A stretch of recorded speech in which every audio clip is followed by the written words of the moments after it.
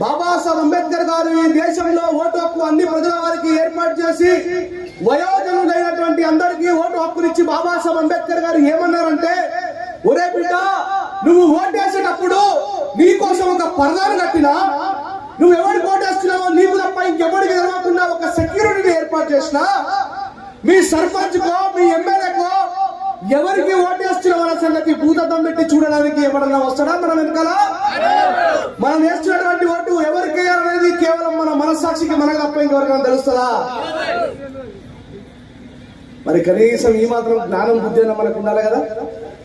ఓటేసేటప్పుడు మన సర్పంచ్ ఓటు జరుగుతుంది అనుకో, ఈ కుమరోళ్ళ పిల్లగాడు ఓటు కొట్టేస్తున్నా అని చెప్పి కిటికీలకెళ్ళి చూస్తే పోలీసు వచ్చి విడిచిపెట్టుకుని బయటకు నూకేస్తారా నువ్వేరా? అంటే బాబాసాహెబ్ అంబేద్కర్ గారు ఈ దేశంలో ప్రతి వ్యవస్థకి ఒక ప్రొటెక్షన్ ని, ఒక స్వేచ్ఛని ఏర్పాటు చేసాడు మిత్రులారా. ఈ రోజు రాష్ట్రం సాధించుకునే విషయంలో మాటకు ముందు బాబాసాహెబ్ అంబేద్కర్, మాటకు వెనుక బాబాసాహెబ్ అంబేద్కర్ గారు. కాంగ్రెస్ గవర్నమెంట్ విమర్శించలేదా మన ప్రభుత్వం? మన ప్రజానాయకులు తెలంగాణ కావాలన్నప్పుడు కాంగ్రెస్ గవర్నమెంట్ ని విమర్శించలేదా? ప్రశ్నించి రాలేదా? ఈ ఆంధ్రప్రదేశ్ వెళ్ళిపోవాలని చెప్పి అన్న రాలేదా? అట్లా మనం కూడా మన హక్కుల కోసం ప్రశ్నిస్తే తప్పైతుందా ఈ దేశంలో? ఎవరికైనా సరే తన హక్కుని సాధించుకునేందుకు తన గొంతుని చించుకొని తన హక్కుని సాధించుకునే స్వేచ్ఛనిచ్చింది డాక్టర్ బాబాసాహెబ్ అంబేద్కర్ గారు. ఇకపోతే నా సహోదరుడు సాయి చంద్ గారు మాట్లాడినటువంటి మాటల్లో ఒక మాటని పదే పదే చెప్పిండు స్త్రీల కోసం. అమ్మా, బాబాసాహెబ్ అంబేద్కర్ గారు ఏమంటారంటే, Babasaheb Ambedkar he was not belongs to one community, he belongs to our nation. ఈ దేశంలో మహాత్ముడు అని ఎవరిని పిలుస్తారు? మీరు మాట్లాడితేనే నేను మాట్లాడతా, లేదంటే నీకు తెలిసిన ఎంత ఉండను మైక్ పెట్టేసిపోతారు. నాకు గొర్రెలాగా దయగల రాజా, గొప్ప దేవుడా, మహోన్నతుడా, పరిశుద్ధుడా తండ్రి, ఇదిగో ఈ వాతావరణ మార్పు కోసం ఇప్పుడే మీరు దేవదూతకి కబురు పంపించండి అనగానే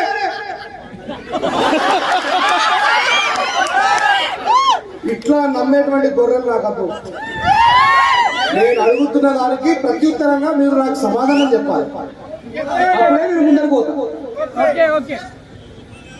ఈ దేశంలో మహాత్ముడు ఎవరు?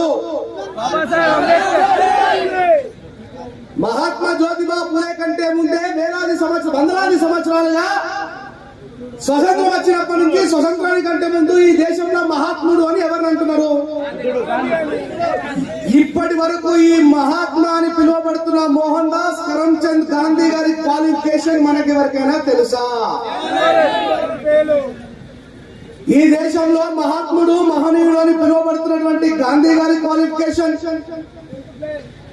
నెహ్రూ గారి qualification, equal of statue Sardar Vallabhbhai Patel గారి క్వాలిఫికేషన్, పిటి కృష్ణమాచారి క్వాలిఫికేషన్, ఎవరి క్వాలిఫికేషన్ కూడా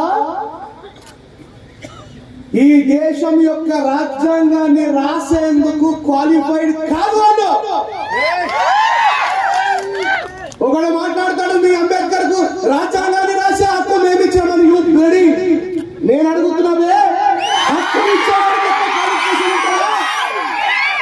హక్కునిచ్చిన వాడికి ఎక్కువ క్వాలిఫికేషన్ ఉంటుందా? హక్కును తీసుకున్న వారికి ఎక్కువ క్వాలిఫికేషన్ ఉంటుందా? మరి నీకు డిగ్రీ ఉన్నది, నా తాతకు 15 డిగ్రీలు ఉన్నాయా? నువ్వెట్లిస్తావు మరి నా తాతకు హక్కుని?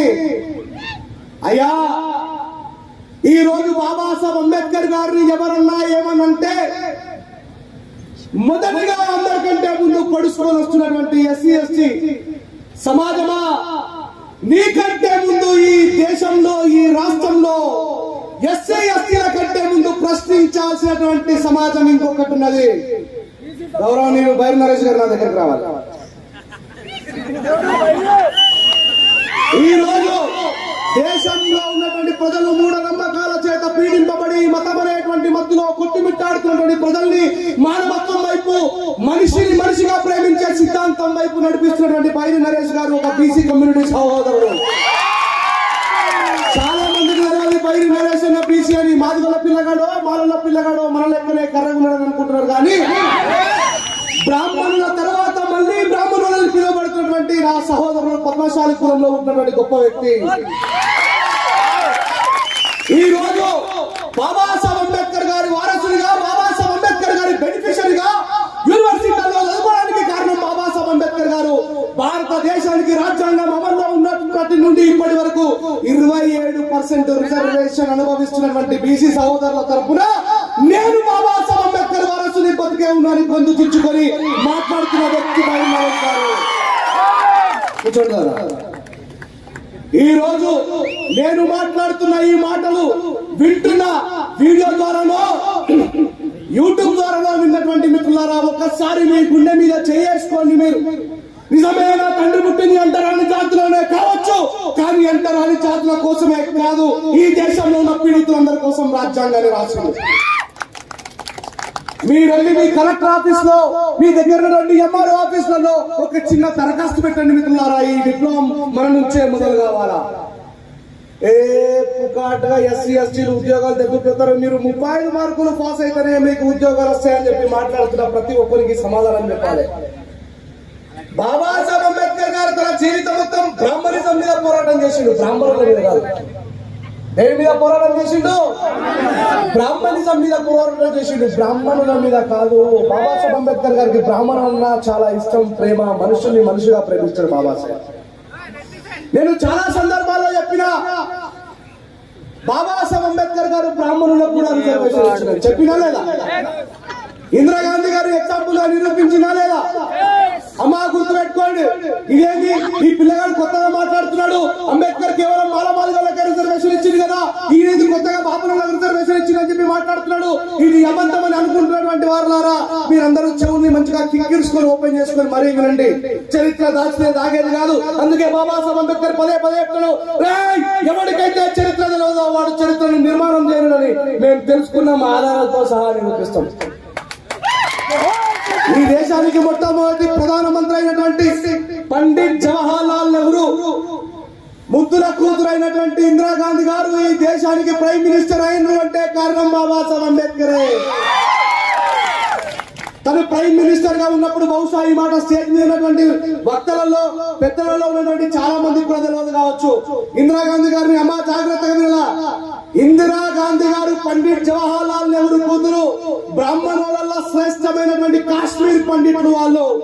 బ్రాహ్మణుల శ్రేష్టమైన పండితులు, శ్రేష్టమైనటువంటి బాపనులు కాశ్మీర్ పండితులు వాళ్ళు.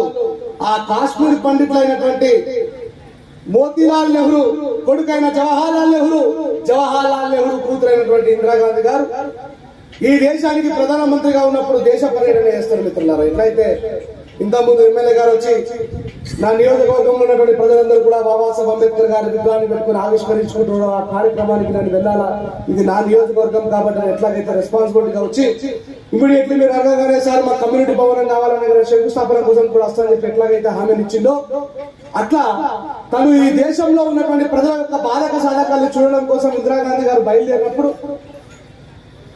భువనేశ్వర్ లో ఉన్నటువంటి పూరి జగన్నాథ స్వామి ఆలయానికి వెళ్తుంది. ఎక్కడికి వెళ్తుంది? ఒరిస్సా భువనేశ్వర్ లో ఉన్నటువంటి పూరి జగన్నాథ స్వామి ఆలయానికి వెళ్తుంది. అక్కడికి వెళ్ళగానే లోపలికి పోయేటప్పుడు ఏమి కనబడుతుంది? స్వాగతం కిషోర్ కమ్మని ఉంటుంది కదా, లోపలికి పోయేటప్పుడు ఏమని రాస్తుందా? స్వాగతం సుస్వాగతం, తిరిగేసినప్పుడు పునర్దర్శన ప్రాప్తి రాస్తూ. ఇప్పటిదాకా దోసుకున్న చాలా మళ్ళా రాబోతారు, పునర్దర్శన ప్రాప్తి చేస్తామని కనబడుతుంది.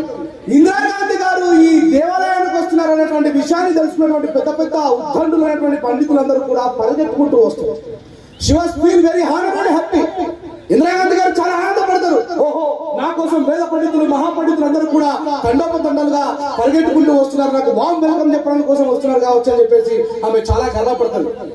కానీ దాంట్లో ఉన్నటువంటి ఒక వృద్ధ పండితుడు వచ్చి, ఇందిరా నువ్వు ఈ వెల్కమ్ బోర్డ్ కమాన్ ఏదైతే ఉన్నదో దీన్ని దాటి లోపలికి రావద్దు అని ఒక కట్టె తీసి ఇట్లా గీత గీస్తాడు.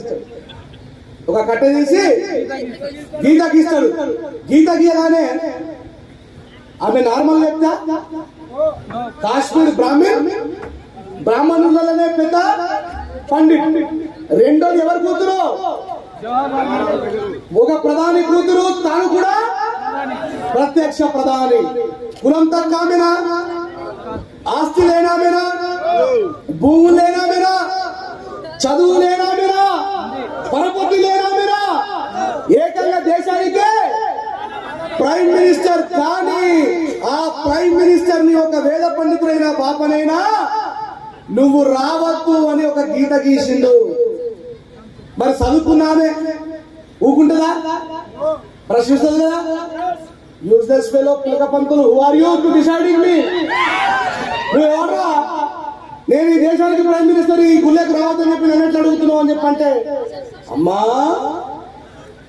అమ్మా నువ్వు ప్రైమ్ మినిస్టర్ అయినా, ప్రైమ్ మినిస్టర్ కూతురు అయినా, నువ్వు పాపనామైనా, నువ్వు భర్త చనిపోయినా ఒక ముందరాలివి కాబట్టి, విధరాలి కాబట్టి నువ్వు ఈ గుడిలోకి రావద్దు. మా ధర్మశాస్త్రాల ప్రకారం, మా వేదాల ప్రకారం, మా ఇతిహాసాల ప్రకారం, మా పురాణాల ప్రకారం ఒక విధవరాలైనటువంటి నిన్ను ఈ గుడిలోకి మేము రానివ్వట్లేదు, గెట్అవుట్ అంటే. నా తల్లులు బజార్ నల్ల దగ్గరికి నీళ్లు పట్టుకోవడానికి కోసం పోయినప్పుడు, ఓ మానవులానా, ఓ మానవులానా నువ్వు వీడికి రాకపోయినప్పుడు నా అక్క చెల్లెళ్ళ గుండెలు ఎంత బద్దలైపోయినాయి, నా కళ్ళకి ఎంతమంది కన్నీళ్లు మార్చిండ్రు. కేవలం మానవాళిల కోసమే రిజర్వేషన్ ఇచ్చిందని చెప్పి మాట్లాడుతున్న దొంగలారా, ద్రోహులారా. ఆ రోజు ఆ తల్లి కూడా నా అక్క చెల్లెళ్ళ లాగానే కులానికి పెద్దదైనా, పరపతి ఉన్నా, పరిశ్రమ రంగాలున్నా, చదువుకున్నదైనా, ఒక బాపనామైనా యూ గెట్ లాస్ట్ అని చెప్పి మాట్లాడితే గుండె వలిగిపోయేటట్టు రోధించింది ఇందిరాగాంధీ గారు. తిరిగి తను వచ్చిన తర్వాత ఒక ప్రెస్ మీట్ లో అంటది, నేను ఒక